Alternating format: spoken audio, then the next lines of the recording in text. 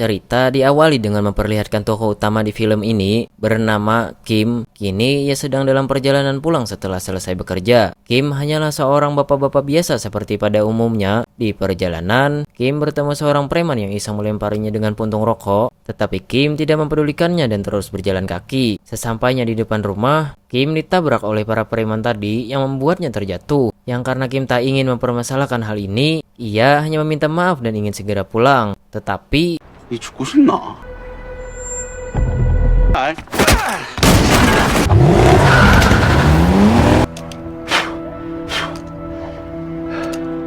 keesokan paginya, setelah Kim selesai menyiapkan sarapan, ia membangunkan anak perempuan satu-satunya yang bernama Minji. Diketahui, Kim adalah seorang duda karena istrinya sudah wafat. Kim menyuruh Minji untuk segera sarapan dan berangkat ke sekolah agar tidak terlambat. 얼른 밥 먹어. 나 늦었어. 공부 시험 시험해.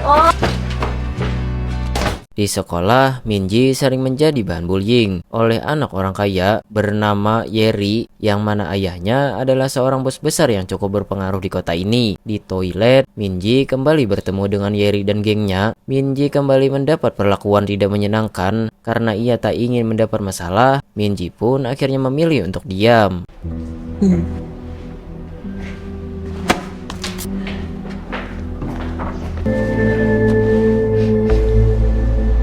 Sedangkan Kim sendiri, ia bekerja di sebuah kantor bank swasta yang gajinya tak seberapa, yang karena sebentar lagi Minji anaknya ulang tahun, Kim meminta bantuan kepada salah satu rekan kerjanya untuk membantunya memilihkan hadiah. Selesai bekerja, mereka pun pergi ke sebuah mall untuk membelikan baju mahal untuk anaknya Minji.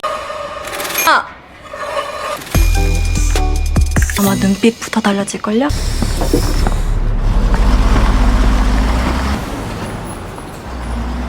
Keesokan harinya, saat di sekolah, Minji panik karena baju olahraganya tak kunjung ditemukan. Tak lama, ada seorang murid laki-laki yang memberitahu bahwa baju Minji ada di dalam tong sampah. Dan lagi-lagi, ini adalah ulah Yeri dan gengnya. Saat menuju ruang olahraga, Minji bertemu dengan Namhoon yang langsung memberikannya baju olahraga. Seketika, hal itu membuat Yeri dan gengnya marah. 나문이가 바지는 안 빌려줬어? Di sisi lain, Kim sedang reunian dengan teman lamanya di sebuah warung sederhana. Ada Jin Cheol, seorang tamtama, dan Hansu, si pelatih taekwondo. Saat mereka sedang asik mengobrol, muncul para preman tempo hari yang pernah menabrak Kim. Awalnya semua baik-baik saja, sampai akhirnya 담배만 좀 꺼달라고. 왜? 아, 다른 손님 뭐? 누구? 와, 피클라. yang karena mereka bertiga sudah berjanji untuk tidak ikut campur urusan orang lain, mereka pun memutuskan untuk pergi dari sana. Tetapi si preman melempar minuman ke tubuh Jin Cheol dengan maksud memancing amarahnya, sehingga inilah yang terjadi.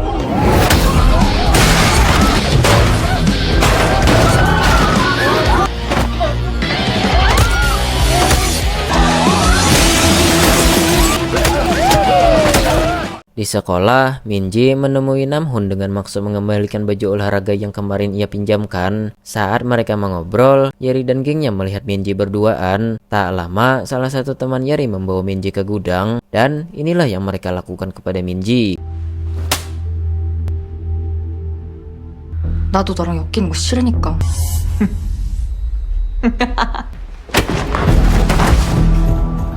Ya, Minji mendapat perlakuan tidak menyenangkan alias bullying, yang karena Minji terus-terusan diam saat dihina. Kini Minji memberanikan diri untuk melawan mereka, dan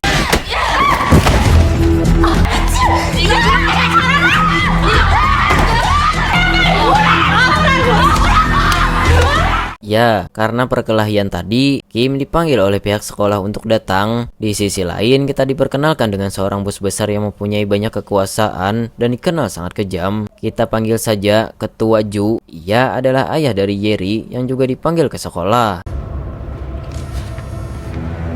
우리 혜리가 학교에서 어떤 나쁜 애한테 폭행을 당했대요. 혜리 학교로 가자. 알겠습니다. Saat di sekolah, seorang guru meminta Kim untuk meminta maaf kepada ketua Ju yang karena Ju dikenal sangat kejam dan memiliki banyak kekuasaan. Kim menurunkan harga dirinya dengan meminta maaf kepada Ju agar putrinya dimaafkan. Sebagai seorang ayah yang sama-sama memiliki seorang anak perempuan, ketua Ju langsung memaafkan Kim atas kesalahan anaknya. 사과는 받은 것 같으니. 고맙습니다.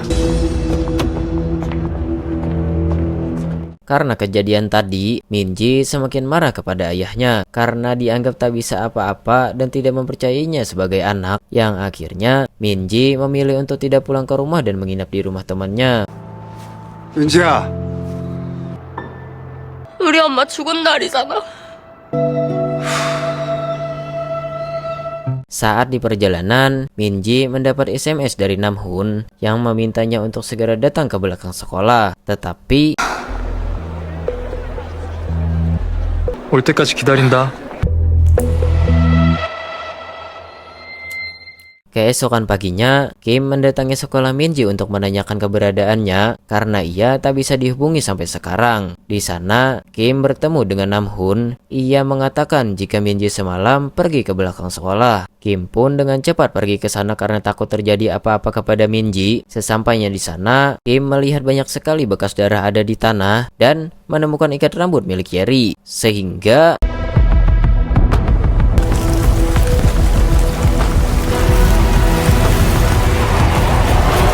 saat hujan turun, Yeri dan satu preman mendatangi lokasi kejadian. Mereka berdua sempat senang karena hujan telah membantu menghapus bukti kejahatan mereka. Sampai akhirnya muncul Kim dari belakang dan langsung menanyakan di mana putrinya Minji, yang karena mereka berdua tak mau menjawab, sehingga inilah yang Kim lakukan.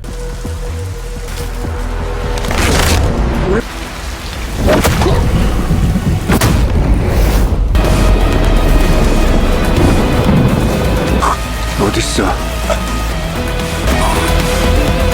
Sebelum itu kita kembali ke tahun 2008. Di sini kita diceritakan seperti apa latar belakang Kim, yang mana ia adalah seorang agen elit rahasia korut yang membelot ke Korsel. Kim dikenal sebagai agen paling berbahaya, kejam dan tak kenal ampun. Ia juga ditakuti oleh banyak negara lain karena berhasil membunuh para agen elit lainnya dengan sangat mudah. Dari situlah nama Kim tersebar ke seluruh penjuru dunia, yang membuat orang-orang gemetar ketakutan ketika berurusan dengannya.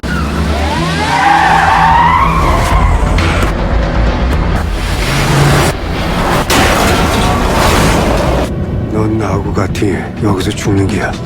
대남 강경파 인사로 알려진 북한의 김정선 대남 촉포 총국. Dan kita juga diperlihatkan istri Kim yang sedang melahirkan di sebuah rumah sakit. Sesampainya Kim di sana, ia disambut oleh seorang bayi perempuan yaitu Minji. Ketika Kim menemui istrinya yang sudah tak berdaya, sang istri berpesan kepada Kim untuk berhenti dari pekerjaannya sekarang dan fokus merawat anaknya selayaknya seorang ayah. Dan 볼까? 반복되는 지친 날들 kembali di hari sebelum Minji menghilang, terlihat sekelompok preman mendatangi Namhoon dan membawanya ke tempat sepi. Preman tersebut memukuli Namhoon dan merebut ponselnya dengan tujuan mengirim SMS kepada Minji dan menyuruhnya datang ke belakang sekolah saat itu juga. Minji yang mendapat pesan itu pun segera datang ke belakang sekolah tanpa curiga sedikit pun. Tapi ternyata 어떡하지? 있잖아. 우리가 있잖아, 민지야. 그래서 오늘 못 온다는데? berlokasi di belakang sekolah, terlihat Yeri dan geng pembulinya berkumpul di sana. Tujuan Yeri mengajak Minji ke sana adalah ingin membalas dendam karena kejadian tadi siang. Yeri berusaha ingin menghajar Minji, tetapi karena Yeri anak mami, ia pun dengan mudah dijatuhkan ke tanah oleh Minji. Tetapi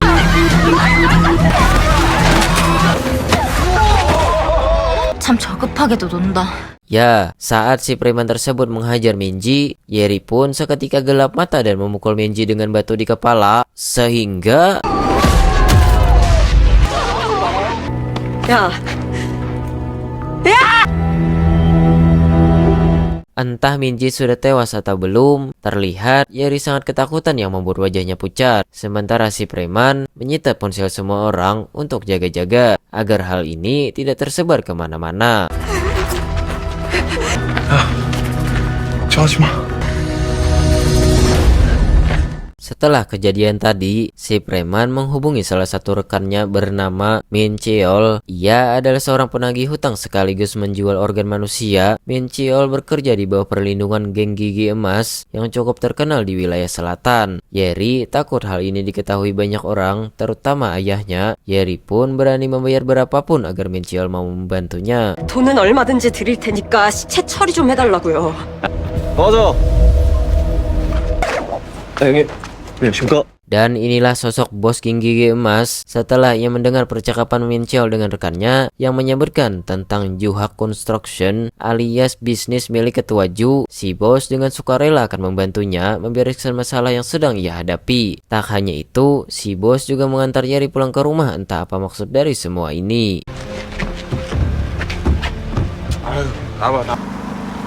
그래? 아버지한테는 비밀로 하자.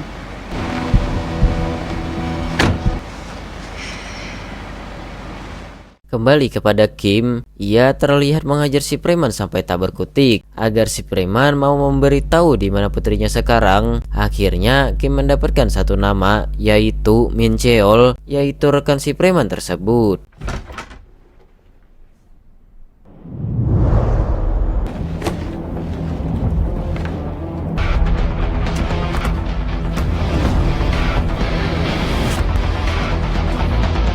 Kim mendatangi sebuah rumah tua yang menjadi tempat persembunyian Min Cheol. Di dalam, Min Cheol terlihat sedang menagih hutang kepada seorang bapak-bapak. Tak hanya itu, ia juga menyandra anak perempuan dari si bapak tersebut. Selain memukuli si bapak yang tak bisa membayar hutang, Min Cheol juga akan mengambil organ dalam gadis tersebut. Saat si gadis diberi obat bius dan akan segera dioperasi, tiba-tiba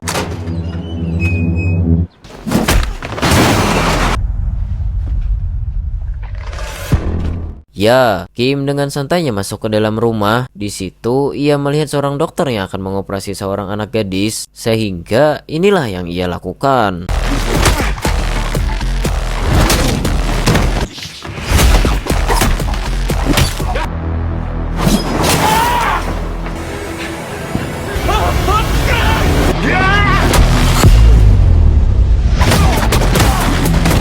Min Cheol kabur dengan cara melompat lewat jendela. Setelah ia kabur keluar, Min Cheol terkena jebakan yang sebelumnya sudah Kim pasang di sana, sehingga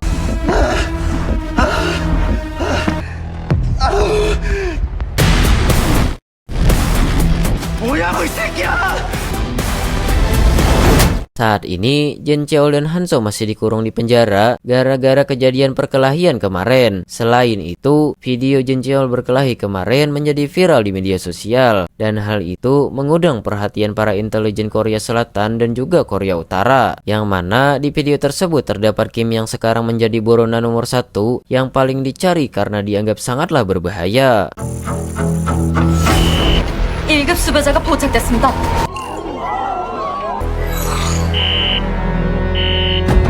Terlihat intelijen Korea Utara sedang melakukan rapat yang dipimpin oleh seorang jenderal bernama Ryung. Intinya, jenderal akan menangkap Kim dengan cara apapun, hidup atau mati. Tetapi karena Kim dikenal sebagai agen yang paling berbahaya dan sangat sulit untuk ditangkap, jenderal teringat satu nama yang sebenarnya bisa menandingi kemampuan Kim. Si jenderal memanggil salah satu agennya yang mendapat sebutan C66 yang diketahui sama lihainya dalam menjalankan misi. Dan ia diperintahkan untuk pergi ke Korea Selatan untuk menangkap Kim hidup atau mati.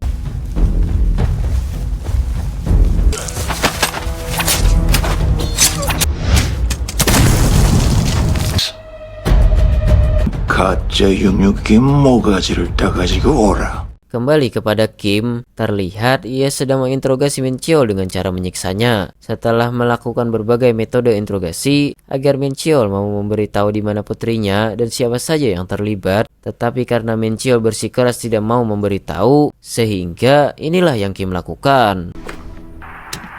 자식을 잃은 부모는 표현할 명칭이 없어.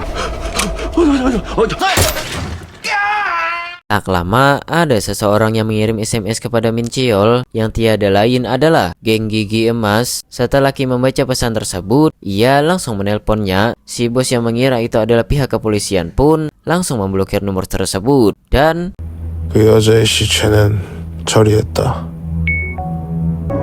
연락해 당장. 방폭파 신긴 거라. 살려주세요! 살려주세요!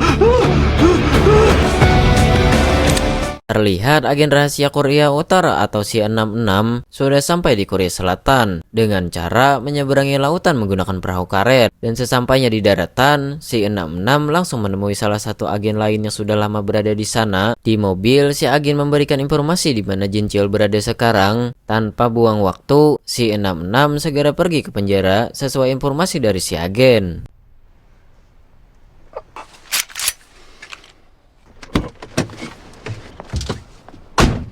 Sesampainya di penjara, Si-66 masuk ke toilet dan menghajar salah satu sipir di sana untuk mengambil seragamnya. Ia berpura-pura menjadi sipir dan mengantarkan makanan kepada Jin Cheol. Tanpa basa-basi, Si-66 langsung menodongkan pistol kepada Jin Cheol dan menanyakan di mana Kim berada saat ini. 도원 세탁소 2층 그 자식 집 주소다. 됐냐? 이래 안 갔어. 네가 죽는다고.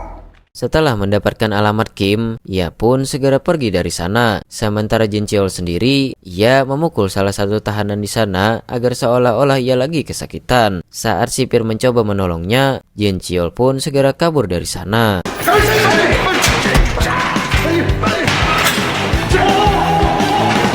Kembali kepada Kim, kini ia sedang berada di kantor polisi karena kedapatan menyandra dan menyiksa Min Cheol. Para polisian pun sudah mulai emosi kepada Kim karena sejak awal Kim dibawa dan diinterogasi, ia tak pernah mengeluarkan satu kata pun. Karena hal itu, kepala polisi pun meminta salah satu rekannya untuk ngecek sidik jari Kim agar bisa mendapatkan informasi tentangnya. Tapi sistem tidak bisa mendapatkan informasi apapun alias akses ditolak. 어? 이거 뭐야? 갑자기 왜 뭐가? 접근 불가? Tak lama terdengar suara telepon yang langsung diperiksa oleh salah satu polisi. Ia menyebutkan nama si penelpon, yaitu dari Min Ji. Kim yang mendengar hal itu pun langsung bereaksi, sehingga